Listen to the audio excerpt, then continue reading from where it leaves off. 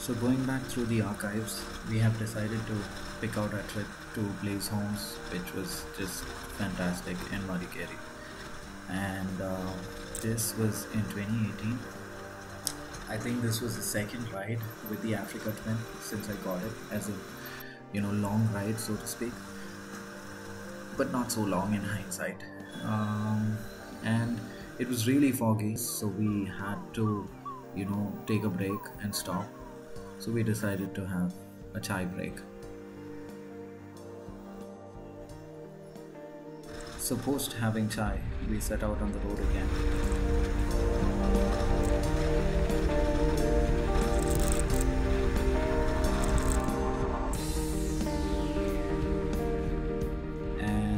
We found another route, an alternative route through the state highway, which made more sense because the state highways are much calmer, it's more serene and more scenic. So we kind of love taking those routes. If we find one of those, we'll always take it. It's a rule of thumb, within our group.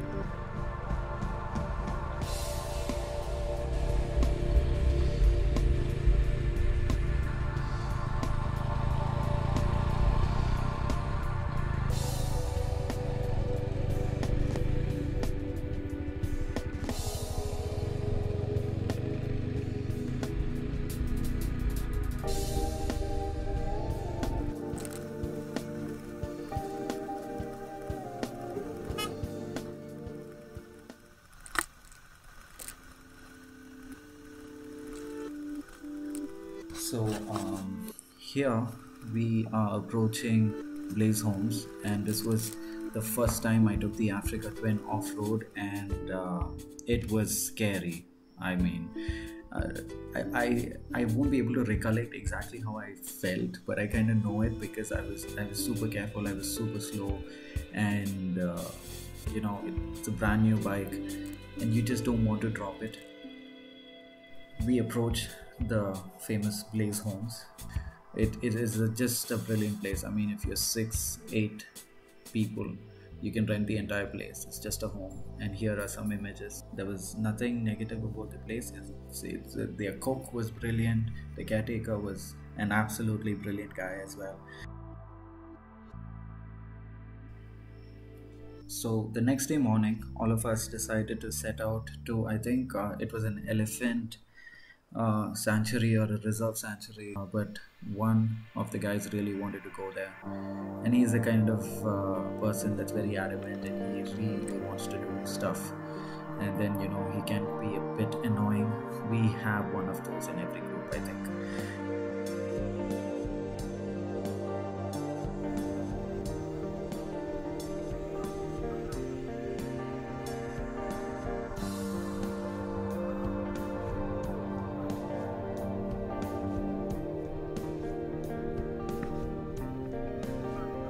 That off-road trail, from Blaze Homes to the main road is about 1 or 2 kilometers. It's not really hardcore off-road. Now that I look back at it, close to 2 years from the time that we visited this place, right now we would be tearing through that, but it will be nice to go back. It's definitely a place that we will visit, once it's easier for us to travel to places without having passes necessary, or the current climate is not the greatest.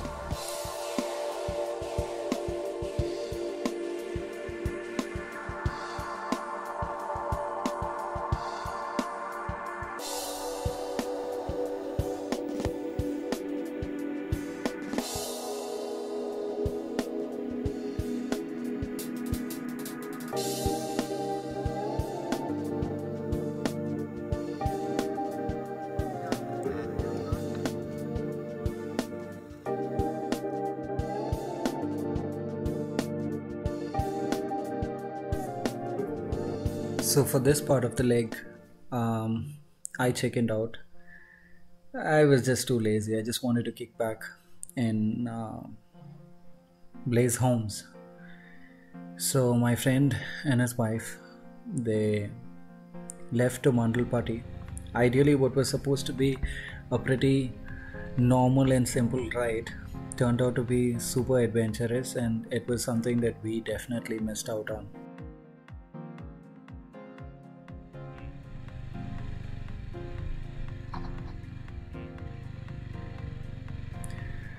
You can notice all of the landslides that took away the roads, and they had to pave it clean, at least partly clean. And he till today talks about that ride because it was one of the most epic rides so far in his life.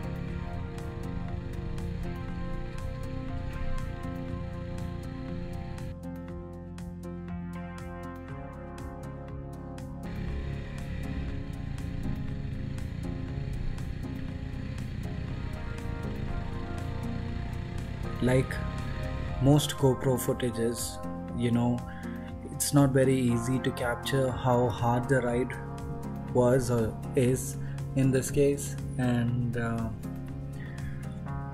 there were quite a few places where it was difficult to ride purely because of the unsettled mud. But then his mojo was fitted with the Timson on-road off-road tires, which definitely added more traction, and it was easier for him to pull through.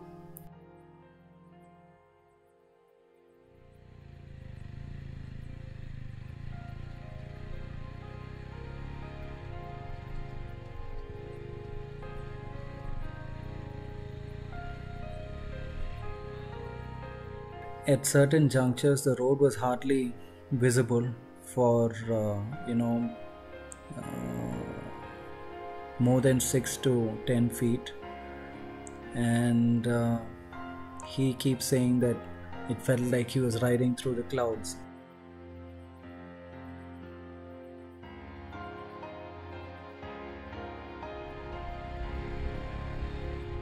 As he approached Mandalpatti, he almost missed the left turn towards the peak, so he had to buy a ticket and head to the peak.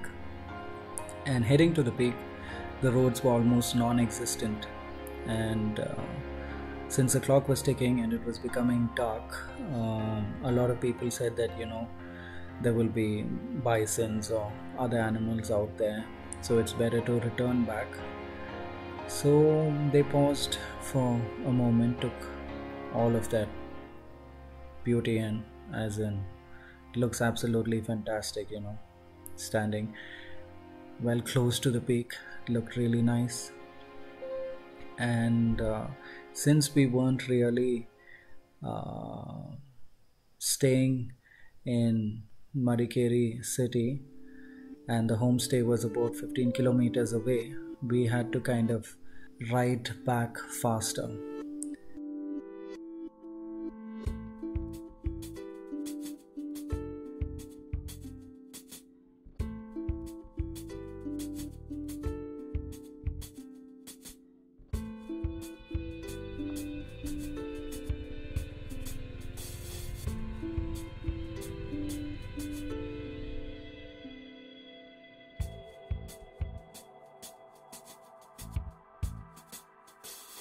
The ride back is when he lost a lot of opportunity to capture some really good stuff, because he had to go through the first proper water crossing of his life, and he missed getting that. Although initially he did think that he was capturing it, but the battery had died, and we could not capture that footage, but we'll capture many more, I'm sure.